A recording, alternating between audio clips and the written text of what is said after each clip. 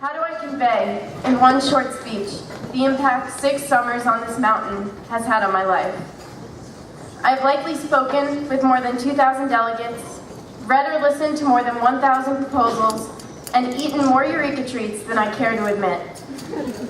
I have watched countless sunsets and sunrises from Lee Hall porch rocking chairs, walked to the mountaintop for committees more times than I would have liked, and sat in your seats and gotten called on fewer times than I would have hoped.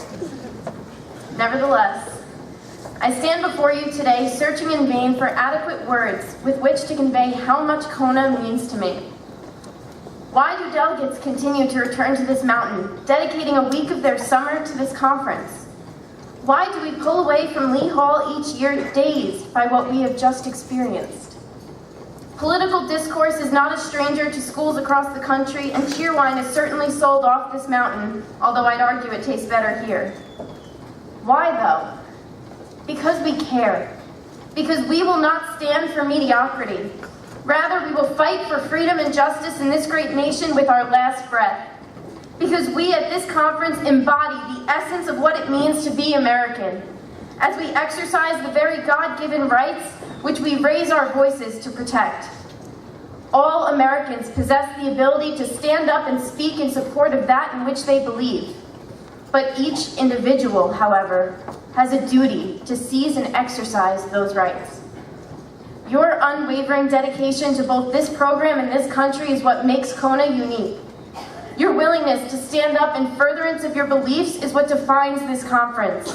Your willingness to build relationships with others despite political divides or state lines is what defines this conference. Your willingness to sit in these very seats and listen to your peers deliver a speech so passionately it makes your skin crawl is what defines this conference. Delegates, I implore you to never lose your fiery passion. Never lose your commitment to and love for others, this nation, and your faith, which was so alive this week. Thank you, delegates, for inspiring me with your words and for allowing me to serve you this year. You make this conference all that it is, and you are the hope in this world. Thank you, advisors and volunteers, for your unwavering support and encouragement. Thank you to these 5 amazing people to my left. I cannot put into words how amazing it has been serving alongside you. You have brought to life selflessness, love, friendship, and service for me, and I love you all so much. At this juncture, we need to reflect on what we will do with what we have learned and experienced here. For each of us, the answer will be somewhat different. For me, both the question and answer are best expressed in Micah 6:8. And what does the Lord require of you but to do justice, to love kindness, and to walk humbly with your God? Thank you so much.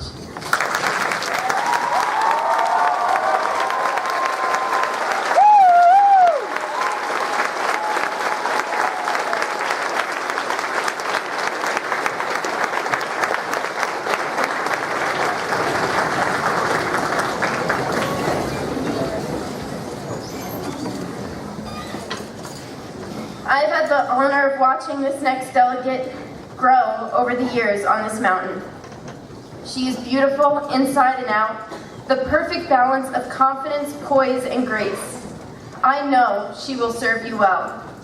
Without further ado, your next 2015 presiding officer from the great state of North Carolina, Caroline.